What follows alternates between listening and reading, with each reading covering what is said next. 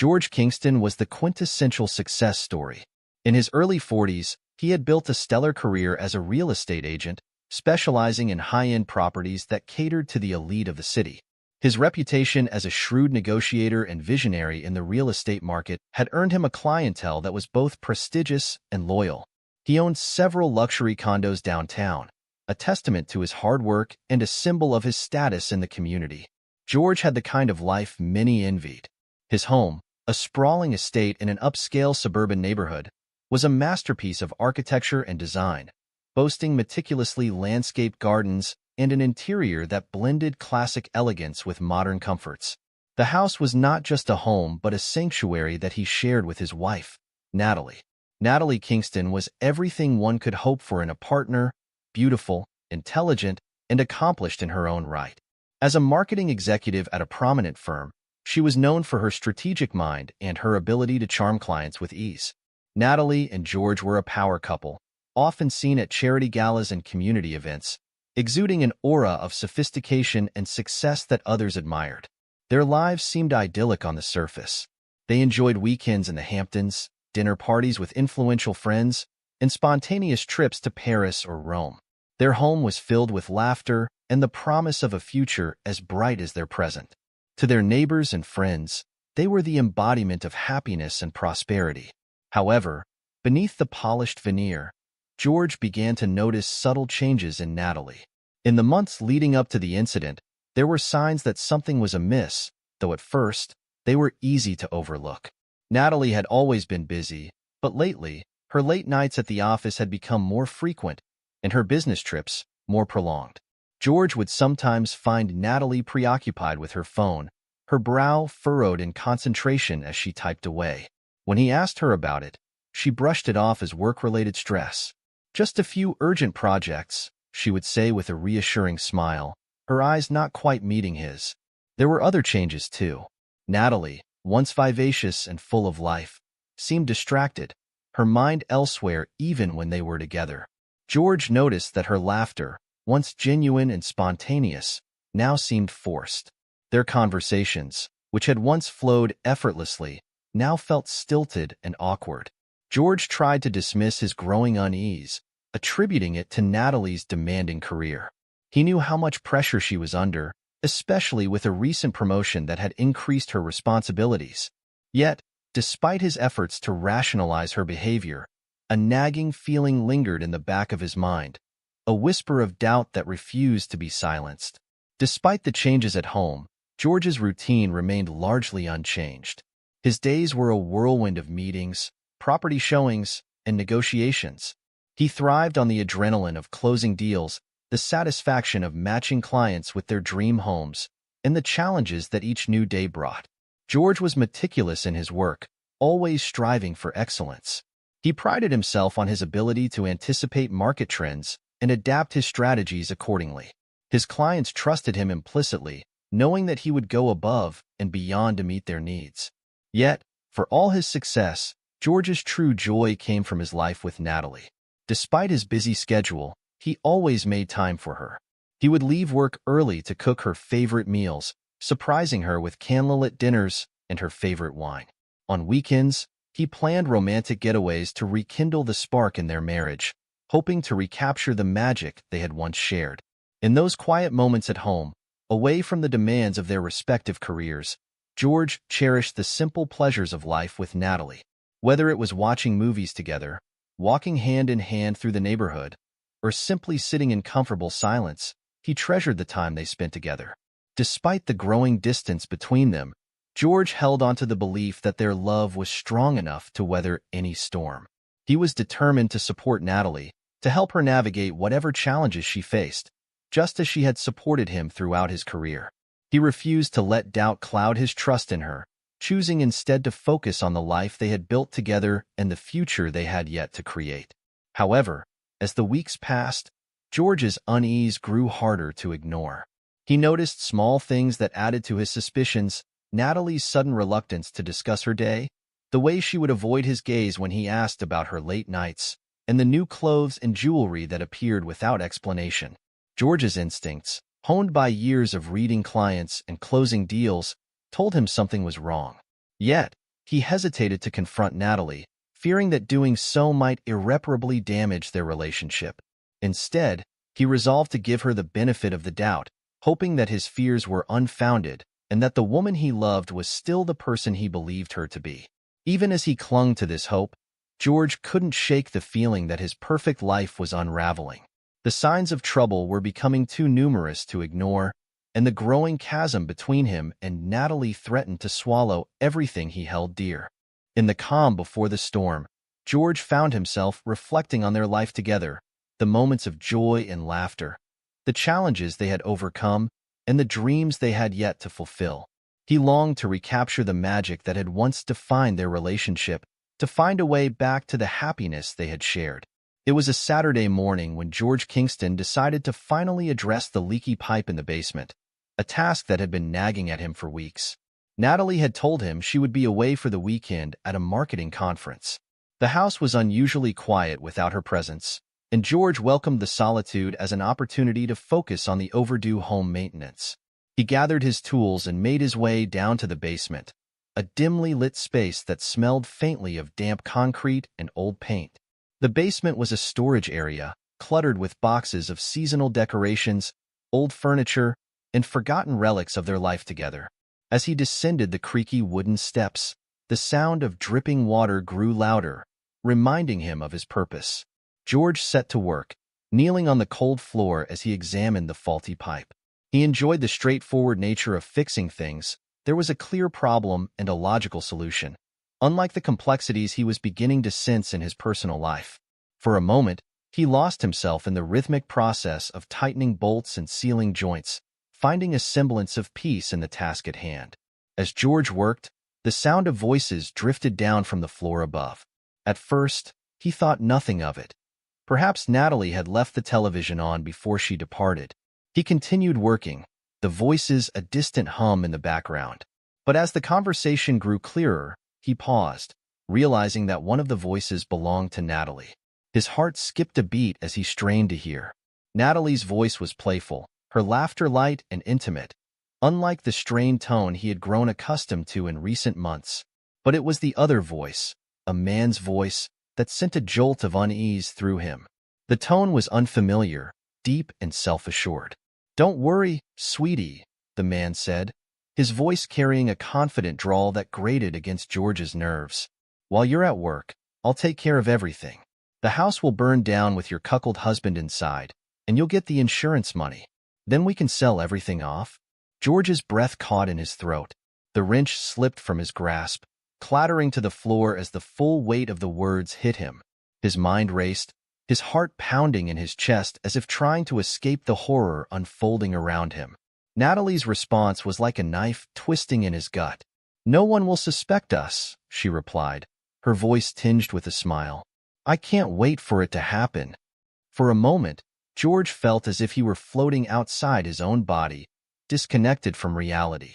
The basement, once a place of mundane chores and quiet reflection, now seemed like a trap, suffocating and oppressive. His mind struggled to process the betrayal, the cold, calculated plans spoken so casually above him. The woman he had loved and trusted, the woman he had shared his life with, was conspiring with another man to kill him. The realization was a tidal wave of pain and anger, crashing over him and threatening to pull him under. His thoughts raced in a chaotic spiral. Natalie's recent behavior, the late nights, the distant looks, all fell into place with a sickening clarity. But beneath the shock and hurt, a fierce resolve began to take root. George was not a man who would accept defeat easily. His success in the real estate world had been built on resilience and adaptability, traits that would now serve him in this personal crisis. He knew he had to act quickly and carefully. The shock of betrayal would have to wait. Survival was his immediate priority. Natalie and her lover had underestimated him, dismissing him as a mere obstacle to their happiness. But George was determined to prove them wrong, to turn their own plot against them. George picked up the wrench, gripping it tightly as he listened to the footsteps above move away. The casual ease with which they plotted his demise fueled his resolve. He wouldn't let them take everything from him without a fight. Emerging from the basement, George moved quietly through the house, his senses heightened and alert. He needed to think, to plan his next steps with precision. He couldn't afford any mistakes, not when his life was on the line. George knew he had to gather evidence, something concrete that would expose Natalie and her lover's plans. He needed proof, something undeniable that would turn the tables and protect him from their treachery. His mind raced through the possibilities, weighing the risks and the potential outcomes.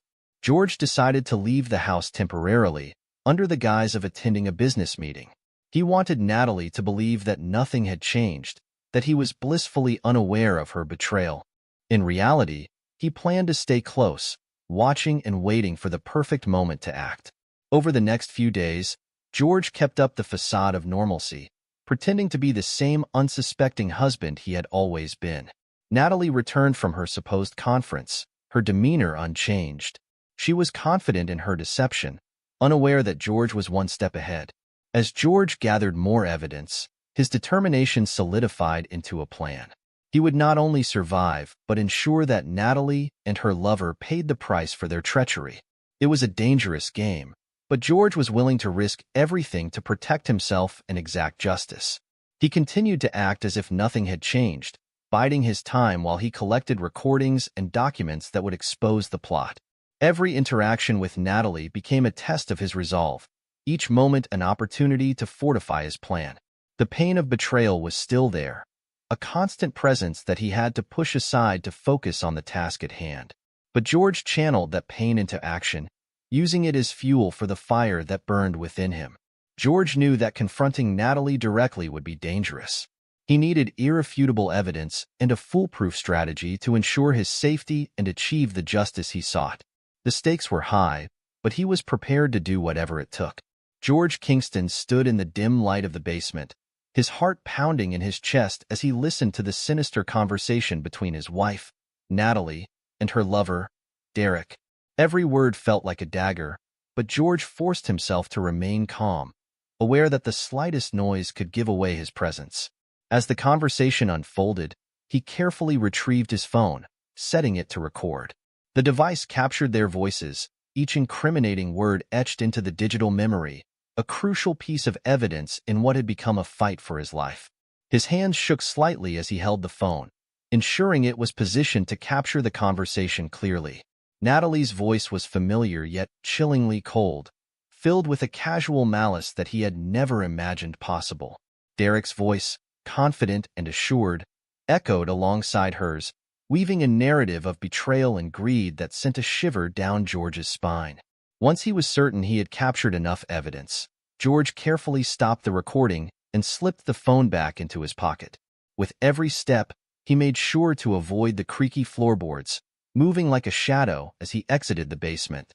His mind was racing, yet his movements were deliberate, fueled by a clarity of purpose he hadn't felt before. He had to act swiftly, ensuring that Natalie and Derek remained unaware of his knowledge until the right moment. As soon as he was out of the house, George drove to a nearby hotel, maintaining the pretense of a business trip. He checked in under the guise of a late-night arrival, his demeanor calm and composed despite the turmoil within.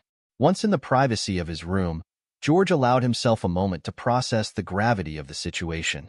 The betrayal cut deep, but George knew that acting out of anger or desperation would only jeopardize his chances of survival. He had to be strategic, calculating each move with precision. As he reviewed the recording on his phone, he felt a sense of grim satisfaction. The evidence was undeniable, a testament to the deceit and malice that had infiltrated his life. George considered going to the police, but he quickly dismissed the idea. There was no guarantee they would act swiftly enough to prevent the planned arson, and he couldn't risk leaving his fate in the hands of a system that might fail him. Besides, a part of him craved justice on his own terms, a retribution that would ensure Natalie and Derek paid for their betrayal. With a sense of determination, George began to formulate a plan. He mapped out each step with meticulous care, considering every possible outcome and contingency. He knew he needed to turn the tables on Natalie and Derek to outsmart them at their own game. This was no longer just about survival. It was about reclaiming control over his life. To execute his plan, George needed allies he could trust. He reached out to an old friend, Jack Thompson, a private investigator with a reputation for discretion and resourcefulness. George and Jack had worked together in the past, their friendship forged through mutual respect and shared experiences. George explained the situation to Jack, laying out the details of the betrayal and the evidence he had gathered. Jack listened intently, his expression a mix of disbelief and determination. "I'll help you, George," Jack said, his voice steady. "We'll make sure they get what's coming to them." Together, they began to craft a narrative that would lead Natalie and Derek to believe they were executing their plan flawlessly. George knew he had to maintain the illusion of ignorance, to act as though he were blissfully unaware of their intentions. It was a delicate dance, requiring patience and precision, but George was determined to see it through. Jack set up surveillance equipment in the house, cameras and microphones hidden in strategic locations to capture every move and conversation. They coordinated their efforts, ensuring that each step was accounted for, every detail meticulously planned. The trap was set, but George knew he couldn't afford to become complacent. He continued to play his role, interacting with Natalie as though nothing had changed, all the while documenting their interactions and gathering additional evidence. It was a psychological battle, one that tested his resolve and resilience, but George remained steadfast, driven by a desire for justice and closure. As the days passed, George found himself navigating a web of deception, each interaction with Natalie a reminder of the betrayal that had shattered their lives. He watched her closely, noting every nuance in her behavior, every flicker of doubt or hesitation that might indicate awareness of his plan. Natalie, for her part, seemed confident in her deception. She continued her routine, her demeanor unchanged, unaware that George was one step ahead. Her phone calls with Derek were monitored, each conversation analyzed for clues or inconsistencies. George and Jack worked tirelessly, piecing together the puzzle that would ultimately expose the plot. George found solace in the precision of his plan, the knowledge that he was reclaiming control over his life. He honed his instincts, drawing on his experience in real estate negotiations, where reading people and anticipating their moves had been key to his success. In the calm before the storm, George took a moment to reflect on the journey that had brought him here. The betrayal had been a catalyst, a turning point that had forced him to reevaluate his life and his priorities. He had been tested in ways he had never imagined, pushed to the brink of despair, yet he had emerged stronger, more resilient. As he looked ahead, George felt a renewed sense of purpose. He had been given a second chance, an opportunity to rewrite the narrative of his life. The path would not be easy, but he was determined to forge ahead, to create a future that was defined not by betrayal, but by justice and redemption. With the trap set and the evidence in place, George and Jack made their final preparations. They reviewed their plan, ensuring that every detail was accounted for, every contingency addressed. The confrontation was imminent, but George felt a sense of calm amidst the chaos, a certainty that justice would prevail. He steeled himself for the challenges ahead, aware that the path to resolution would be fraught with danger and uncertainty. But he was ready, fortified by the knowledge that he had done everything in his power to protect himself and reclaim his life. And as he prepared to face Natalie and Derek, George knew that he would not rest until justice was served, until the truth was revealed and the betrayal that had threatened to destroy him was finally laid to rest. George Kingston awoke on the day of his supposed business trip with a mix of anticipation and dread. This was the moment he had been planning for, a carefully orchestrated departure that would set the stage for his ultimate revenge. After showering and dressing, he walked into the bedroom where Natalie was already sipping her morning coffee, her eyes scanning the screen of her phone. "Good morning," he greeted her with a feigned casualness that masked the intensity boiling beneath the surface. "Good morning, honey," she replied, barely looking up. "Big day today?" "Yeah," George nodded, maintaining his facade. "I have to fly out for that big real estate deal I told you about. It's going to be a couple of days." Natalie gave him a distracted smile, the kind that didn't reach her eyes. "Good luck," she said, her tone neutral. George packed his bags with deliberate slowness, making sure Natalie saw every step as he placed his laptop, documents, and clothes into the suitcase. He checked his phone one last time, pretending to confirm his flight details, and then zipped up his bag with a decisive flourish. "Off I go," George announced, standing at the door with his luggage. He leaned in to kiss Natalie on the cheek, a gesture that felt more like an obligatory ritual than a genuine act of affection. She smiled back, perhaps already mentally checking off the first step of their dark plan. "Safe travels," she said, watching him walk out the door. George's heart raced as he drove away from the house, every nerve on edge as he executed the first part of his deception. Instead of heading to the airport, he drove to a small, discreet hotel on the outskirts of town where his private investigator, Jack Thompson, awaited. From the hotel, George and Jack set up their makeshift command center. They monitored the live feed from the surveillance equipment they had installed throughout the house. Cameras and microphones captured every inch of the living room, kitchen, and even the bedrooms, ensuring that no corner of the house was hidden from their view. The tension in the hotel room was palpable as they watched the live feed. George's eyes were glued to the screen, where Natalie appeared in the kitchen, preparing a light lunch as though it were any other day. Shortly after, Derek arrived, his presence in George's home a stark reminder of the betrayal that had brought them to this point. Jack, experienced in surveillance, watched with a professional detachment, but George felt each moment as a visceral blow. Derek and Natalie were relaxed, exchanging playful banter and stolen kisses as they made plans for the evening. They were completely unaware that every word, every glance was being documented, their fate sealed by their own hubris. "I can't believe they're so confident," George muttered, his voice a mix of disbelief and anger. Jack nodded, his eyes fixed on the screen. "Arrogance is often their downfall," he replied. The hours crept by as they watched, every tick of the clock bringing them closer to the night's deadly climax. Natalie and Derek went about their preparations with an unsettling calm, their movements deliberate as they gathered the materials needed for the fire they intended to start. Night fell, casting a shadow over the house that seemed to mirror the darkness of their intentions. George sat in the hotel room, a knot of tension coiled tightly in his stomach. He knew that tonight would be the culmination of everything he had worked towards, the point of no return. "Are you ready?" Jack asked, glancing over at George. George nodded, steeling himself for what was to come. "Yeah, let's do this." They watched as Natalie and Derek moved through the house, setting the stage for their arson attempt. Natalie's demeanor was calm, her actions methodical as she placed accelerants in strategic locations, unaware that each step was being captured in high-definition clarity. Derek, meanwhile, fiddled with a lighter, his confidence a stark contrast to the dread building in George's chest. George and Jack had already alerted the authorities, coordinating with them to ensure they would arrive at the precise moment to catch Natalie and Derek in the act. The plan was simple. Let them begin their operation and then intervene before any real damage could be done. As Derek prepared to ignite the accelerant, George knew it was time to act.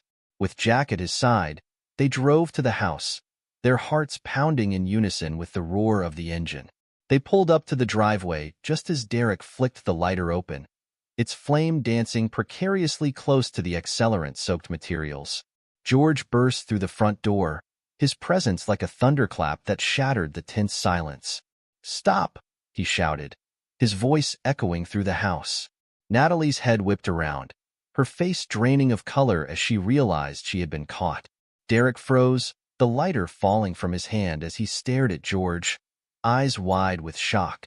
"You really thought you could get away with this?" George continued, holding up his phone, the screen displaying the live feed from their surveillance setup. Every word, every plan, recorded.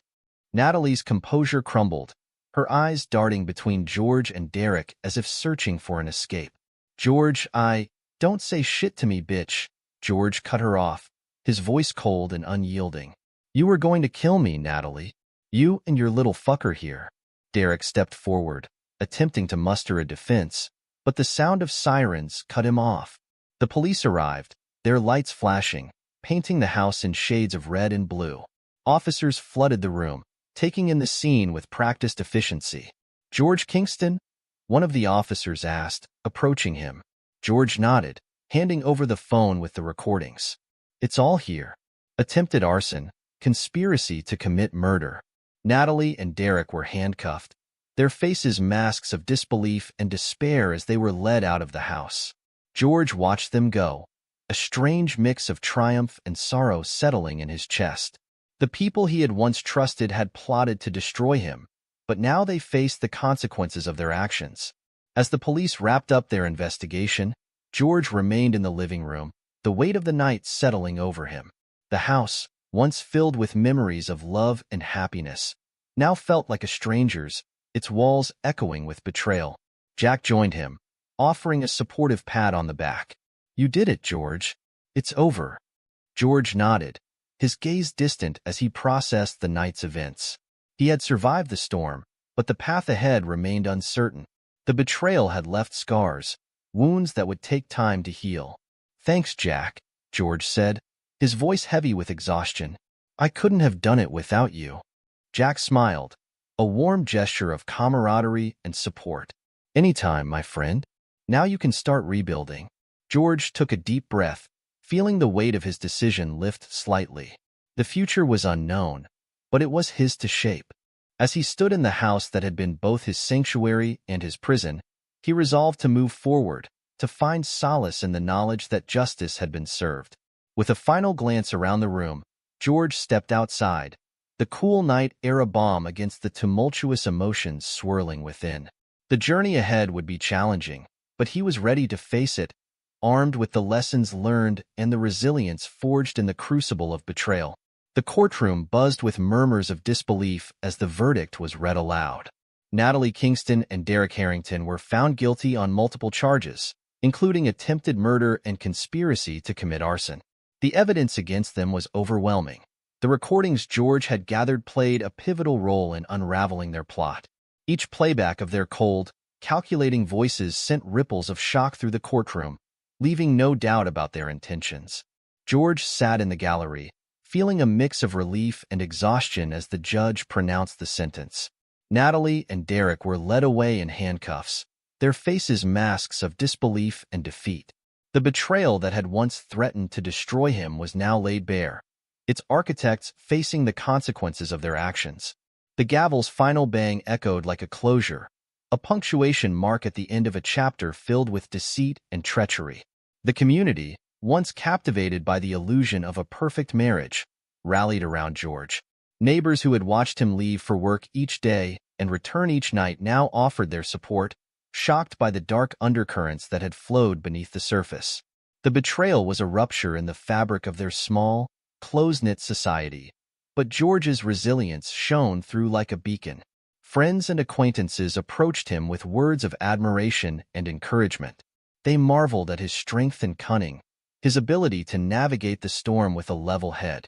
The betrayal that could have shattered him instead became a testament to his tenacity.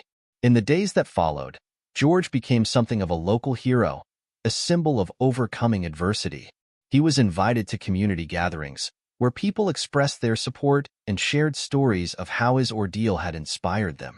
Though he appreciated the recognition, George remained humble, acknowledging that the path to justice had been a collective effort.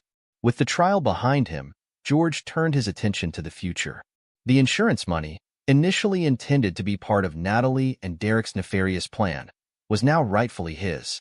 Additionally, the assets he and Natalie had shared were liquidated, providing him with a substantial financial cushion. Selling the house, once a symbol of their life together, was a bittersweet decision. The walls that had witnessed moments of love and betrayal now felt tainted, a constant reminder of what had transpired. George knew that moving forward meant leaving behind the shadows of his past. He found a buyer quickly, someone eager to make new memories in a place he was ready to leave behind. With the proceeds, George invested in a new life, choosing a home that symbolized his fresh start, a modern apartment in a vibrant part of the city, surrounded by energy and possibility. As he settled into his new life, George discovered a deeper purpose.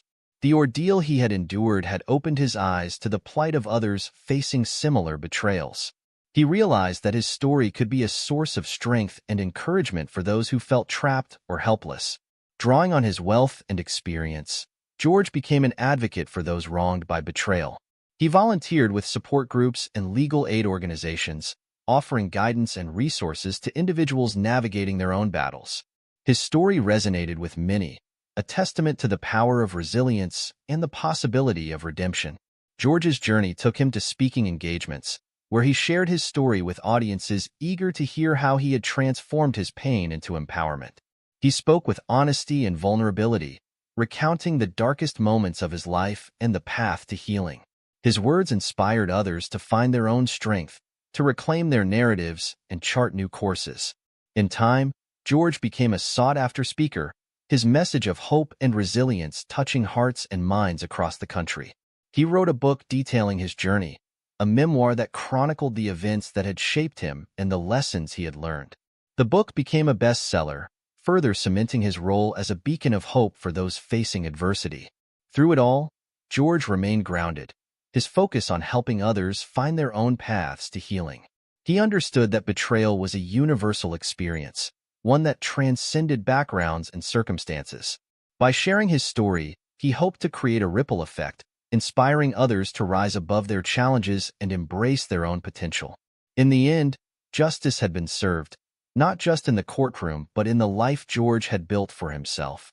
He had turned the page on a painful chapter, embracing a future defined not by betrayal, but by hope, empowerment, and the promise of new beginnings.